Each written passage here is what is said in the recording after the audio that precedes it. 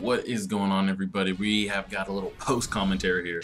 This isn't anything to do with team reviews or team preview. This is just a doubleheader post commentary. I kind of like doing post commentaries because you can kind of make side comments and you can kind of reflect on what you did right, what you did wrong, and you get to kind of watch back and not be heated in the moment and kind of make outside assumptions. So we might mix post commentaries in like once a week. This should be going up Tuesday, and then you guys might not get a video Wednesday because I've got some projects and stuff I've got to get turned in. We got spring break coming up here in like 10 days, so I've got to get like projects and papers turned in before that all starts. So jumping into this game, this first game of the doubleheader, this man loved the hitch routes. As you can see, he's already thrown it like 4 times this drive. And if you know anything about those hitch routes, they are a bitch to stop. You've basically got to call cover 2 or man and play underneath, or hope that your cover 3 flat route will get out there, but most of the time they don't. They kind of go dumb, as you saw Julius Peppers kind of freezing up and going dumb. But what I started to do was kind of walk him out there and hope that he would make a play, but he never picked it. So we'll see what adjustments we make later on in the game. We start out dotting, 2 big plays get us downfield quick, and then we go up one time to Calvin, and just like that, we're on the board.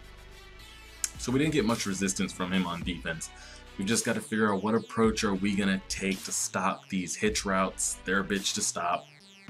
I'm sure we've all played against them. I'm sure we all throw them. I throw them from time to time because they're just so good. So right there, he picks up a nice first down. I'm so concerned about the hitch routes, as there he runs a wide receiver screen and he just falls over. So that's huge.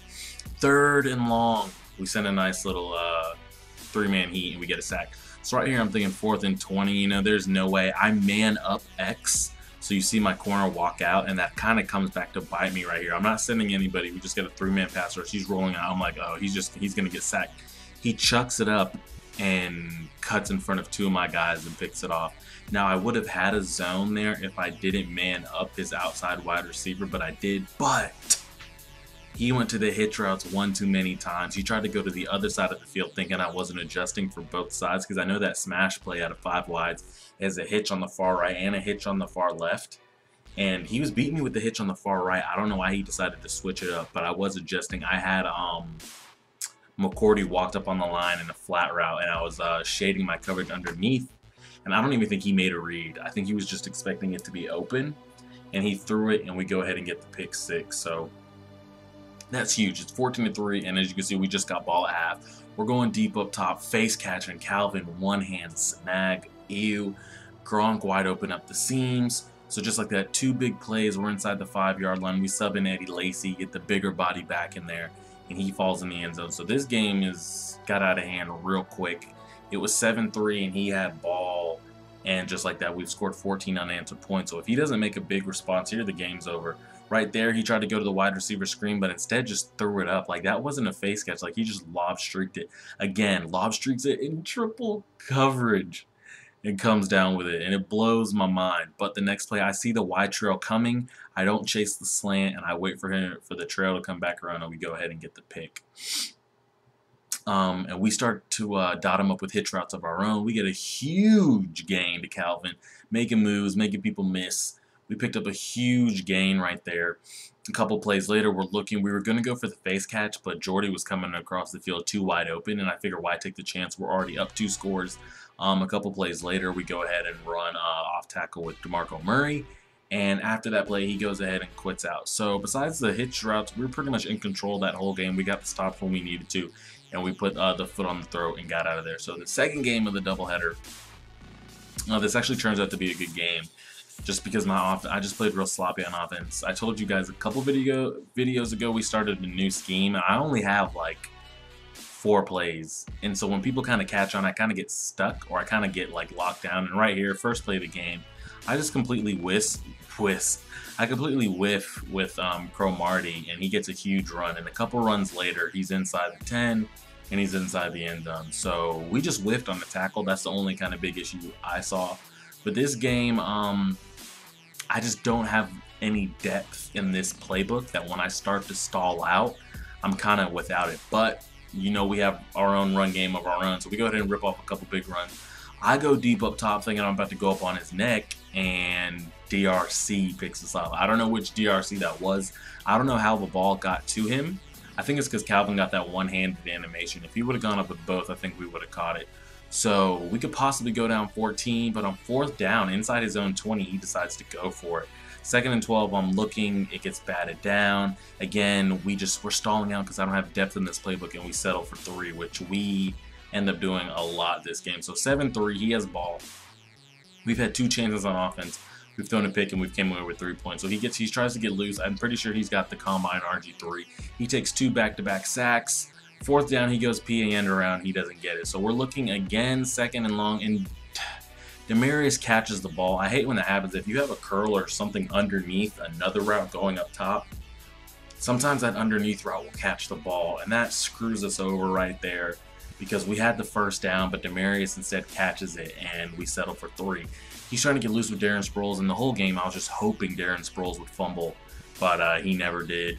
So 2nd and 10 right here, he's trying to roll out with RG3, and Julius sticks him. He stands him up. Darnell Dockett comes up with the recovery. So we have the ball again inside of his own territory. Defense is most vulnerable.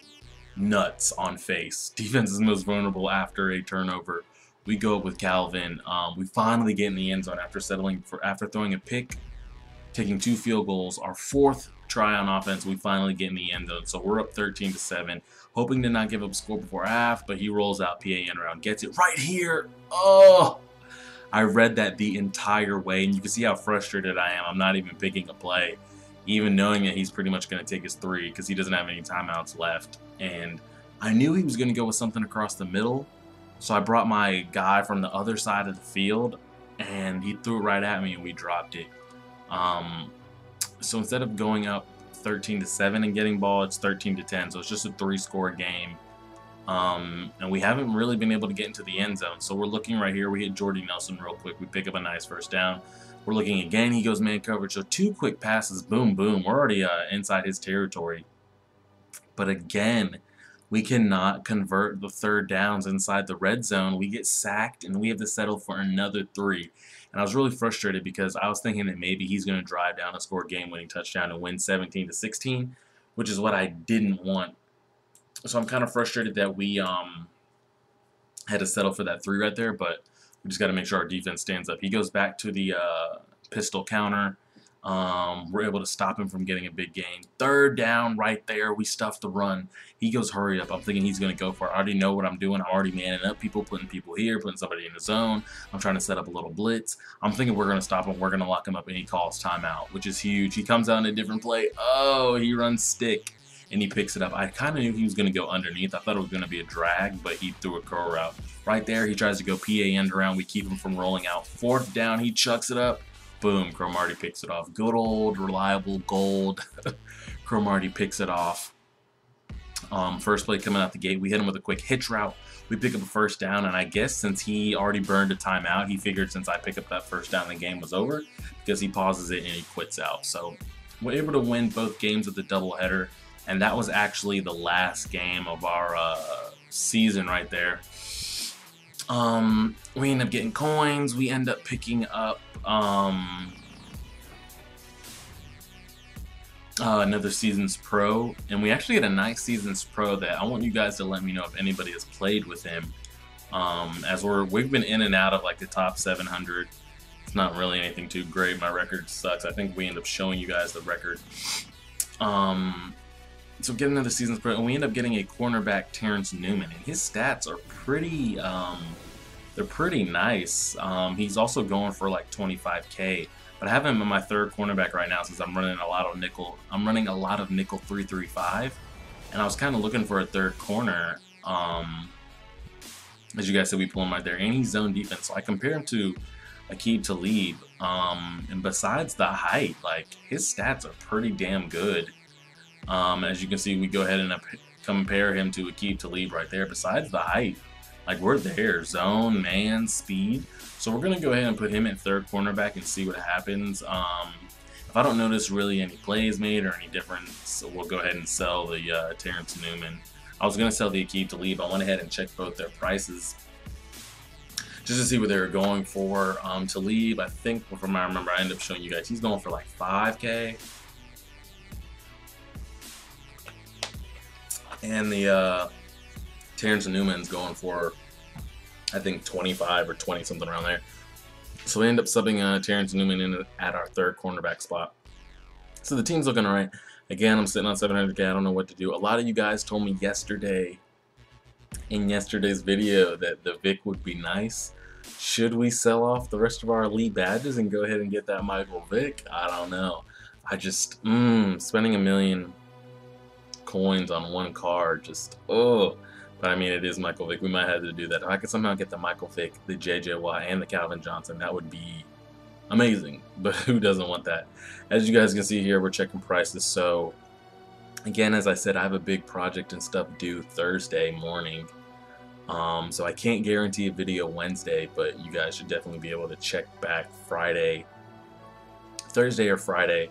We should be able to get a video up, and I might get a video up for you guys Saturday or Sunday. If they drop an intriguing bundle, we might dip into that, depending on what it is. So that's the price of the Terrence Newman, and I think we go ahead and show you guys our record. So that's it, guys. I appreciate it.